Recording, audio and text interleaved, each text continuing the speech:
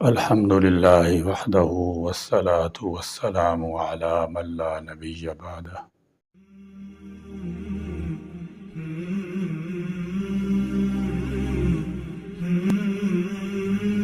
متوازن فکر اور معتدل سوچ اور پھر ان کے مطابق رویہ بنانا انسانی زندگی کی بہت بڑی ضرورت ہے۔ معتدل سوچ اور معتدل رویہ انسان کے لیے کامیابی کی دلیل ہوتی ہے اور ضمانت بھی۔ اس کا ایک فائدہ یہ ہوتا ہے کہ انسان بلا وجہ لوگوں کی دل آزاری اور فکری ذہنی انتشار کا سبب نہیں بنتا اور نئی الجھنیں اور پریشانیاں نہیں لاتا۔ عدم توازن کی ایک نہایت سطحی شکل یہ ہے، اور وہ بھی فساد عام کا نتیجہ ہے، کہ انسان دین کے نام پر کسی معمولی سی بات کو اساسی اور اصولی مسئلہ بنا دے، یا ایک مباح شے کو عین اسلام یا عین کفر بتانا شروع کر دے، باہمی نزاعات کو عین دین بتانا شروع کر دے، کفر سازی فتنہ سازی کو مہم جوئی بنا ڈالے، علم کی بو بھی سونگھنے کی صلاحیت نہ ہو لیکن علامہ بننے کی کوشش کرے، دعوت افتاء کا کاروبار کرنے لگے اور اس غیر ذمہ دارانہ عمل پر لوگ اچھلنا شروع کر دیں۔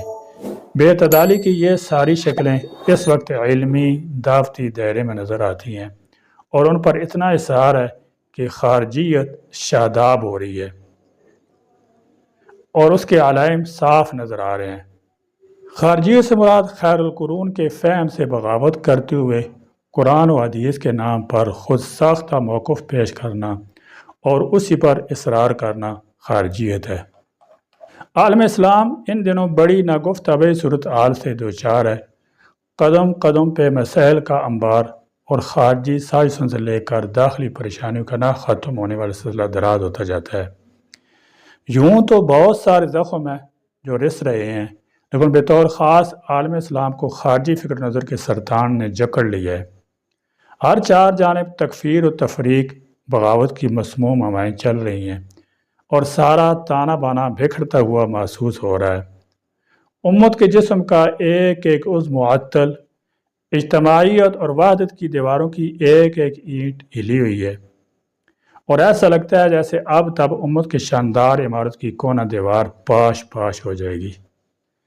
تاریخ کی اوراق پر ثبت حقائق و اسباق، عبرتوں نصیحتوں کا جائزہ لینے والا یہ بات جانتا ہے کہ حق و باطل اور ہدایت گمراہی کے درمیان ہمیشہ سے کشمکش اور جنگ رہی ہے، اور دونوں راستوں کے انصار و اعوان پیروکار ہوا کرتے ہیں۔ جب کبھی حق اپنی کرنیں بکھیرتا ہے تو رسوائی شکست باطل کا مقدر بنتی ہے۔ ہلاکت خیز آزمائشوں، بے پناہ مصائب کے بعد جب نور پھیلتا ہے تو اہل باطل سنگدلی، خونریزی اور رسوا کن امور میں آگے بڑھتا ہے۔ شام کی سرزمین پر ایک ٹھنڈی رات تھی۔ دریا فرات اپنی خاموش روانی کے ساتھ یوں بہہ رہا تھا جیسے اسے انسانی جھگڑوں، خونریزی سے کوئی سروکار ہی نہ ہو، لیکن اس کے کناروں پر ایستادہ لشکروں کے دلوں میں ایک زبردست طوفان برپا تھا۔ صفین کا میدان کئی دنوں سے تلواروں کی جنکار، گھوڑوں کی ٹاپوں سے لرز رہا تھا۔ لاشوں کے ڈھیر لگ چکے تھے، دل زخمی تھے اور آنکھیں مسلسل بے چین تھیں، مگر اس کے باوجود جنگ کا کوئی فیصلہ قریب نظر نہیں آ رہا تھا۔ ایسے میں تلواروں کی جھنجھاہٹ، نیزوں کے ٹکراؤ کے بیچ ایک نئی راہ نکلی، تحکیم کی راہ، جس کا مطلب تھا کہ جھگڑے کو سلجھانے کے لیے دونوں جانب منصف مقرر کر دی جائیں تاکہ کتاب و سنت کے مطابق فیصلہ ہو اور مزید خون ریزی سے بچا جا سکے اور امت کو مزید خانہ جنگی سے محفوظ کیا جا سکے۔ حضرت علی رضی اللہ تعالی عنہ نے حضرت ابو موسیٰ اشعری رضی اللہ عنہ کو اپنا نمائندہ بنایا، جبکہ حضرت معاویہ رضی اللہ تعالی عنہ نے عمر بن العاص رضی اللہ عنہ بطور ثالث منتخب کیا۔ یوں صفین کا معرکہ بظاہر ختم ہوا اور تحکیم کی صورت میں امن کی ایک کرن، امید کی ایک جھلک نمودار ہونے لگی، اور یہ کرن ابھی پوری طرح اجالا بننے کی بھی نہ پائی تھی کہ ایک نیا فتنہ سر اٹھا کر سامنے آ گیا۔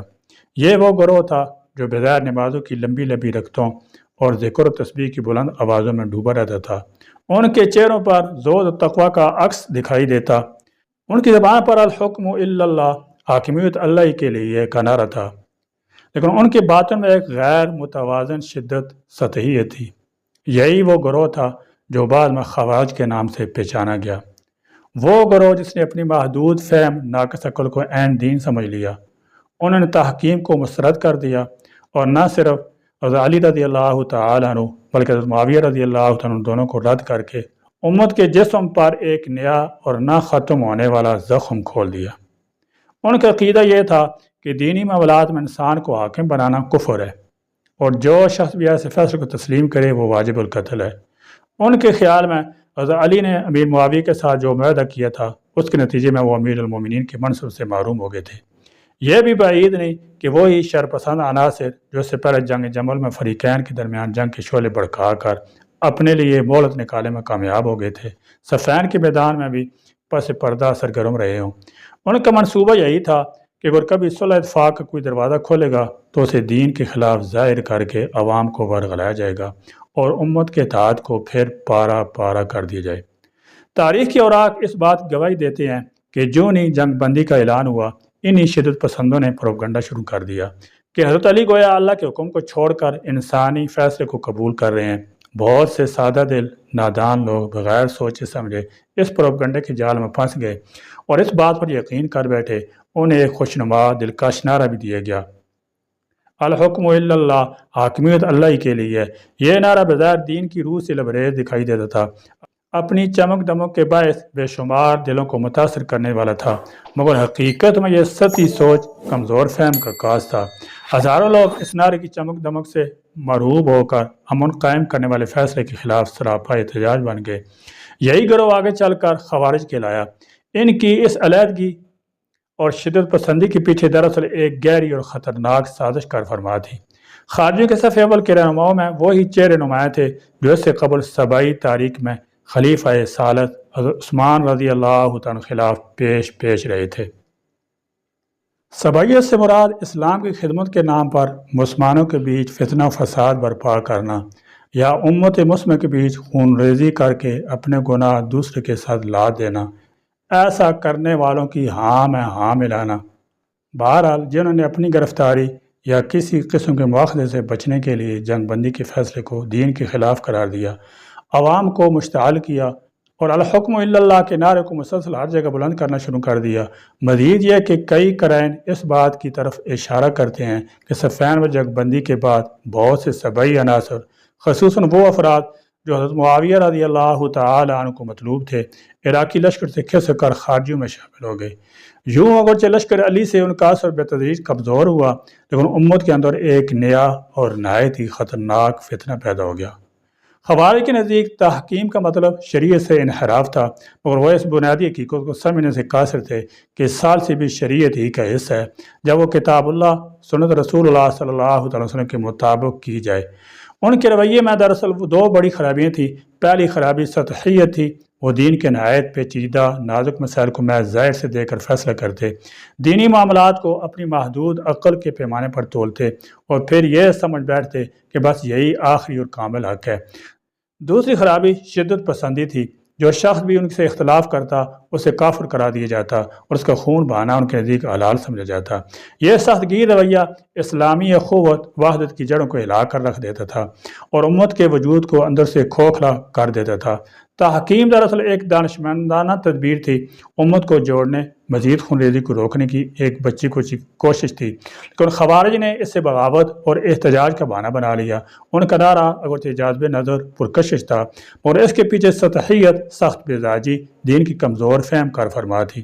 ان کے طرز فکر نے امت کے اطاعت کو نقصان پہنچایا، اور وہ قوت جو دشمنان اسلام کے خلاف صف بست ہو سکتی تھی وہ آپس میں تقسیم ہو کر کمزور پڑ گئی۔ تاریخ کے صفحات سے ہمیں یہ سبق ملتا ہے کہ خارجی سوچ کے نتائج ہمیشہ امت کی کمزوری اور دشمن کی تقویت کی صورت میں نکلتے ہیں۔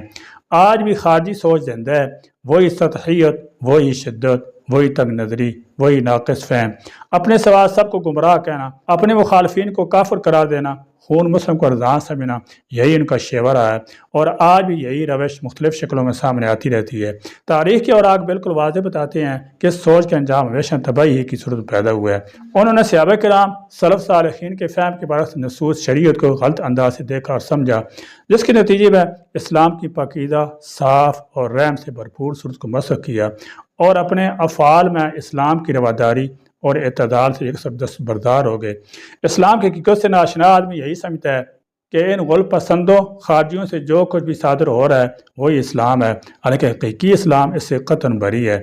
برادران اسلام، باقی مادہ ایمان والے، تعویل باطل کی وادیوں میں بھٹکنے والے، واشگاف باطل کی راہوں پر چلنے والے، سختی تشدد سے اپنی پیاس بجھانے والے، ان بے نام و نسب خارجیوں سے تعجب کرتے ہیں جو واضح طور پر غلط راستے پر گامزن ہیں، اور قتل و خون ریزی ان کے منہ کو لگ گئی ہے، جن کے نزدیک زندگیاں کتنی سستی ہیں کہ یہ لوگ خون بہاتے ہیں، بے گناہوں کو قتل کرتے ہیں، تباہی پھیلاتے ہیں، گندگی اچھالتے ہیں، آبادیاں برباد کرتے ہیں، اور اس دین کو نقصان پہنچاتے ہیں جو تمام شریعتوں و ادیان کا خلاصہ ہے۔